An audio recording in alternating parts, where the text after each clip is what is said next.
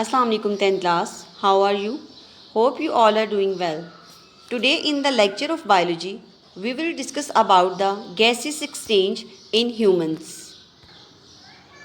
As you know very well, that gaseous exchange is very important for the survival of all living things. And you have already studied that what is gaseous exchange. Let me tell you that taking in oxygen and giving out of carbon dioxide is termed as gaseous exchange. Today we will discuss about the gaseous exchange in humans in detail. To know the mechanism of gaseous exchange, first of all we will discuss about the parts which involve in this process. First of all, there is an air passageway. The air passageway consists of the parts through which the outside air comes in the lungs, and after the exchange of gases it goes out. The air passageway have several parts.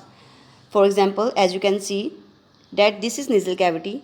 Through this nasal cavity, air enters into the nose and passes through the pharynx and larynx and ultimately enters into the trachea.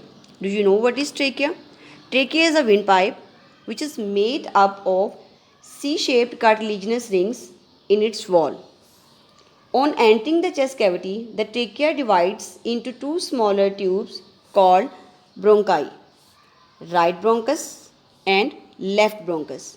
Right bronchus enter into the right lung and left bronchus enter into the left lung. The bronchi continue dividing in the lungs until they make several fine tubes called bronchioles. The bronchioles end as fine tubules called the alveolar ducts, and each alveolar duct opens into the cluster of pouches called alveoli. And alveoli is the basic structure in which the gaseous exchange takes place. Now students, watch this video which will help you to understand the mechanism of gaseous exchange.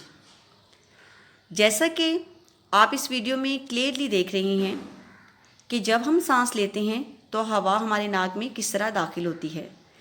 सबसे पहले हवा nostrils में दाखिल होती है और nostrils के ज़रिए पहुंचती है नेज़ल कैविटी में। नेज़ल कैविटी में सीलिया, म्यूकस मेम्ब्रेन और ब्लड कैपिलरीज मौजूद होती हैं। यही वो सीलिया हैं जो हवा में मौजूद डस्ट पार्टिकल्स और जर्म्स को फिल्टर करते हैं। ये फिल्टर्ड एयर उसके बाद फेरिंक्स में पहुंचती है और वहाँ से होती हुई लेरिंक्स तक जाती है। जैसा कि आपको मालूम है कि लेरिंक्स के ऊपर मौजूद सुराख को ग्लॉटिस और उस सुराख के ऊपर मौजूद मेम्ब्रेन के बने हुए पर्दे को एपिग्लॉटिस कहते हैं।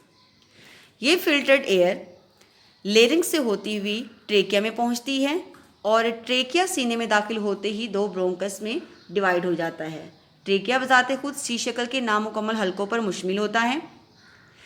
ट्रेकिया फेफड़ों में दाखिल होते ही दाएं और बाएं ब्रोंकस में तकसीम हो जाता है।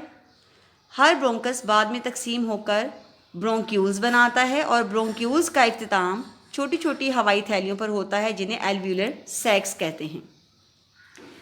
जब हम सांस अंदर लेकर जाते हैं तो सबसे पहले हवा जो है नॉस्ट्रिल्स नेज़ल कैविटी से होती हुई ट्रेकिया में जाती है, उसके बाद ब्रोंकस में, फिर ब्रोंक्यूल्स में और उसके बाद एल्विलाई में।